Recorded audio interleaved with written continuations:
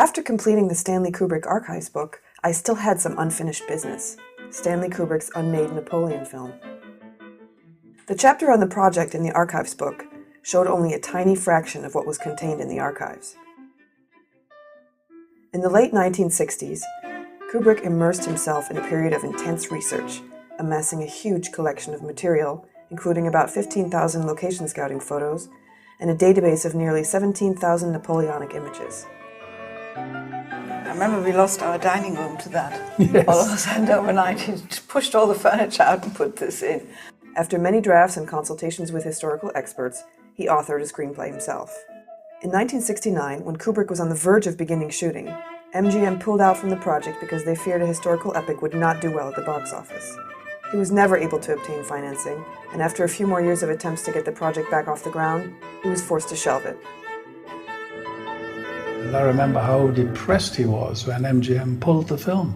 Yeah, he was really heartbroken, he was. Very sad, packing it all away. Was Kubrick affected by a Napoleon-sized hubris in wanting to make this monumental film? What attracted him to Napoleon? He was deeply fascinated, but it certainly grew from a boy's dream into something totally passionate.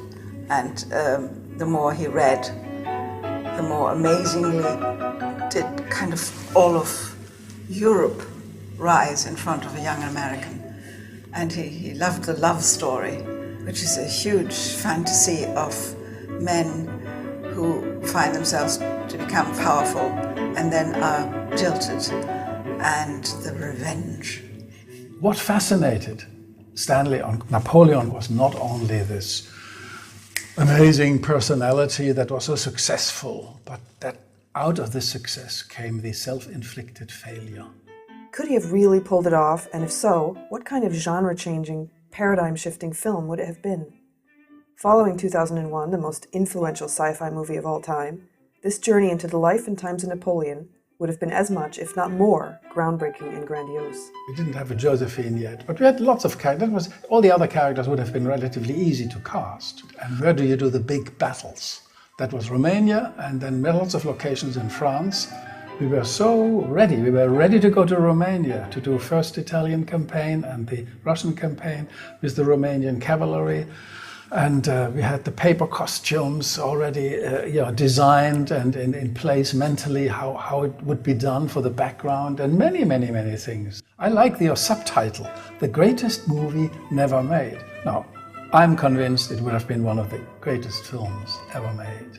With this in mind, I had to set out to somehow convey all of this in the form of a book, a very challenging task. I asked the French design team MM Paris to come up with a concept. I think it was an impossible project, somehow. And I think most of the time when we work on projects, we like the idea of impossible projects. It's very difficult to put a movie inside a book. And the idea is that think or build or conceive a kind of glory hole, you know? Like a kind of a mysterious hole, and within you could put like as many books as possible. Do a book, and within the book, there will be other books that are hidden. So first of all, you have all the text, so that gives you a kind of I would say, a conceptual vision of the whole project.